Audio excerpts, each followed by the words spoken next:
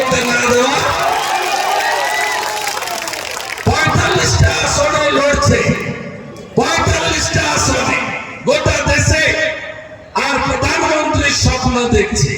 মোট আসন 543।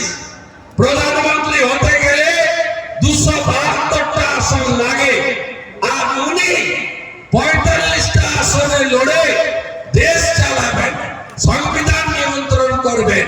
সেগুড়ে বালি। গত কয়েকদিন আগে নরেন্দ্র মোদীজি জলপাইগুড়ির ধূপগুড়িতে বলেছে যে আমার এই কার্যকালে আমি তৃণমূলের অর্ধেক চোরকে জেলে পাঠিয়েছি, বাকি অর্ধেককে তৃতীয়বার প্রধানমন্ত্রী হওয়ার পরে জেলে পাঠাবো। পশ্চিম বাংলায় তৃণমূল মানে হলো চোর।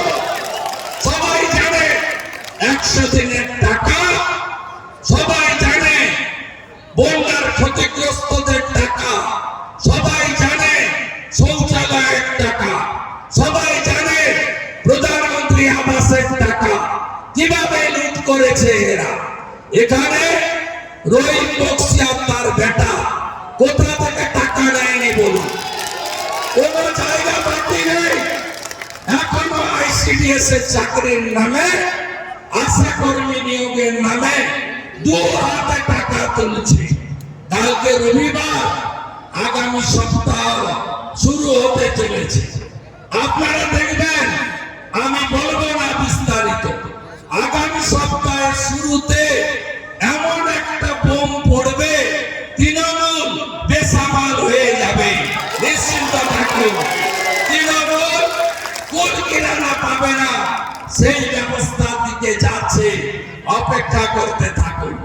এই চোর তৃণমূলকে তাড়াতে হবে, এই চোরদের হাত থেকে বাঁচতে হবে। গোটা মালদা জেলায় 100 দিনের কাজে ওদের প্রধান জেল খাটছে। ওদের বন্যার যে ক্ষতিপূরণের টাকা, তার জন্য জেল খাটছে তৃণমূলের পঞ্চায়েতের লোকেরা। এই চোরদেরকে শিক্ষা দিতে হবে। কি বলছে? লক্ষ্মীর ভান্ডার বন্ধ হবে, লক্ষ্মীর ভান্ডার